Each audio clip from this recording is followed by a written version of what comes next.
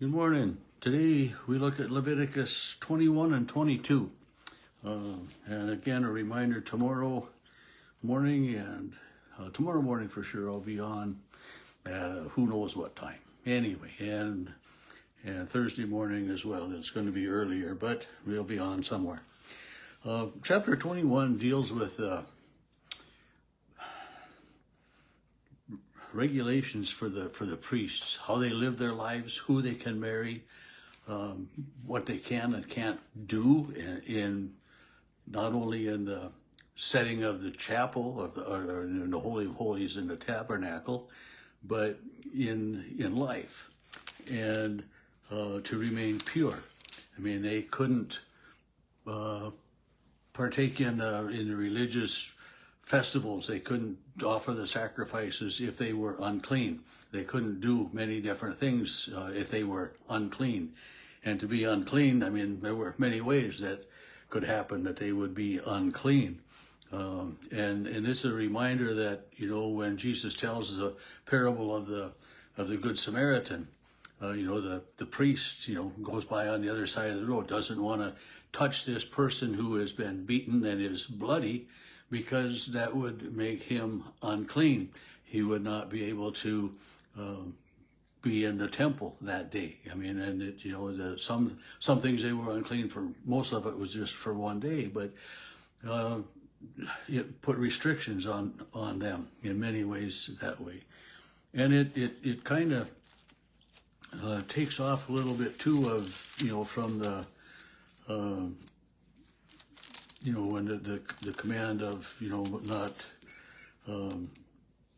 defacing yourself in memory of the dead, and if you said, if you're mourning, in verse 5, you shall not make bald any place on their head, or they shall not shave the edges of their beards, or, if they're mourning the death of someone. And for the high priest himself, I mean, with the high priest, it was even, the high priest couldn't attend his father's funeral or his, it was very restrictive that way.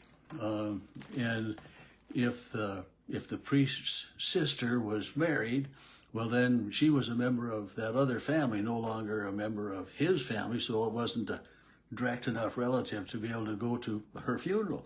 But if his sister was widowed or unmarried, well, then she was still, and in some of it just kind of seems, in some ways, it's nitpicky laws, but it's what God is providing as guidelines for them. As this is how you do all of this, living and working and being amongst people that way.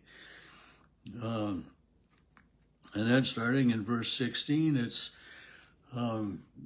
no priest, if he has a physical defect, if he's got a short finger, or if he's lame, or if he's blind, or if he's deaf, any physical defect, well, then this can't offer the sacrifices. He can't be involved in all of those different things.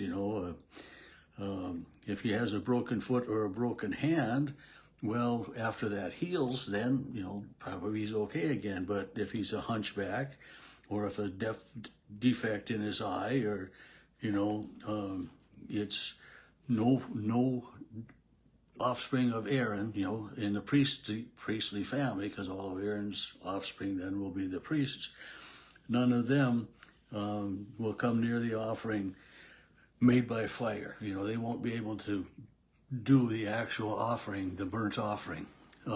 It doesn't exclude them from eating a part of the offering. Goodness, they got lots of stuff going on in the corner there. But anyway, so very specific regulations and requirements in some ways for the priests and how they would be able to work in the sanctuary.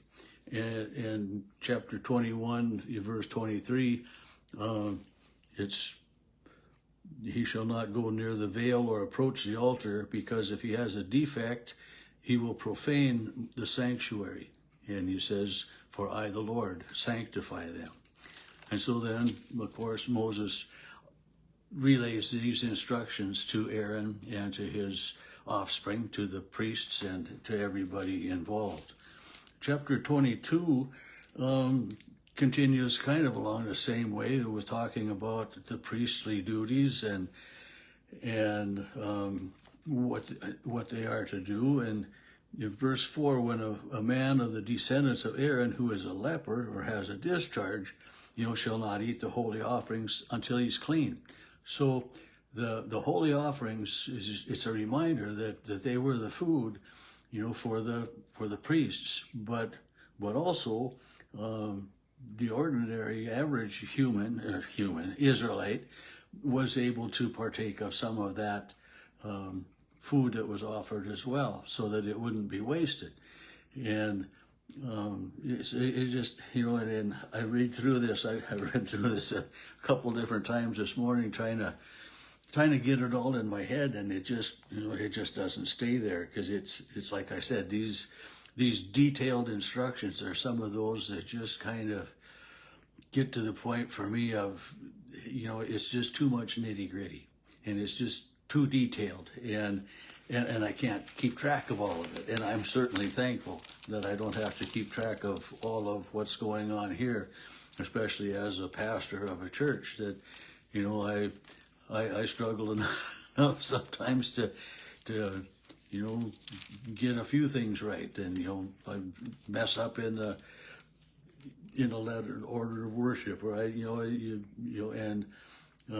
But God was very specific, and God still requires us to live in certain ways. He requires us to listen and follow His laws, and that's very clear at the end of chapter 22, the last few verses, when He says, "You shall keep my commandments, you shall perform them. I am the Lord. You shall not profane my holy name, but I will be hallowed among the children of Israel. I am the Lord who sanctified you, who brought you out of the land of Egypt to be your God. I am the Lord." So, it's that reminder that all of this that God has told to Moses to share with Aaron. Then I'm going to get Abraham's name in here sooner or later, but it's God leading and guiding, and it's God showing the Israelites that I'm not going to abandon you.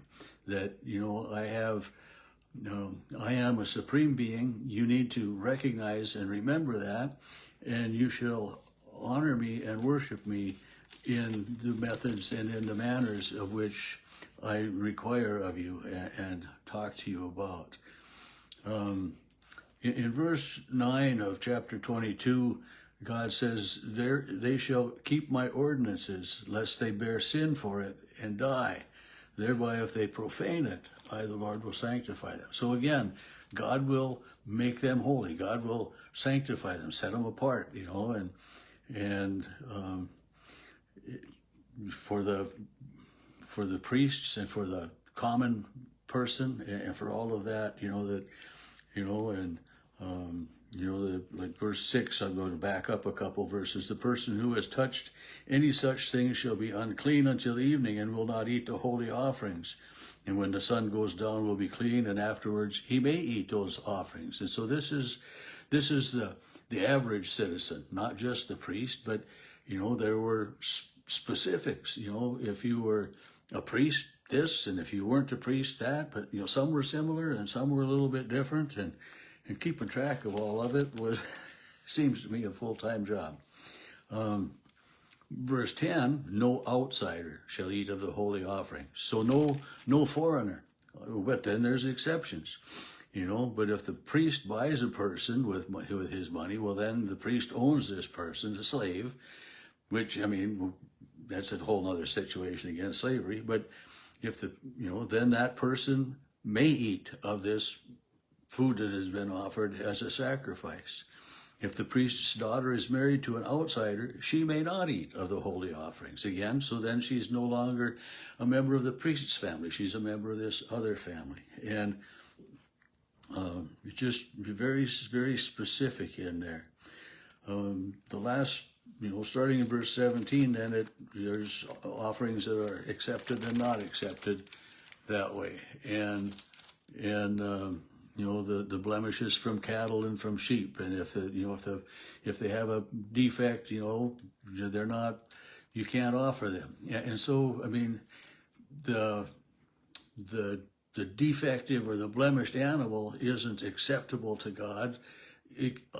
But in certain circumstances it was. If it was just a freely given gift, if it was a sin offering or these certain special offerings. But so how do you keep track of all of it, And but it just it just goes on that way.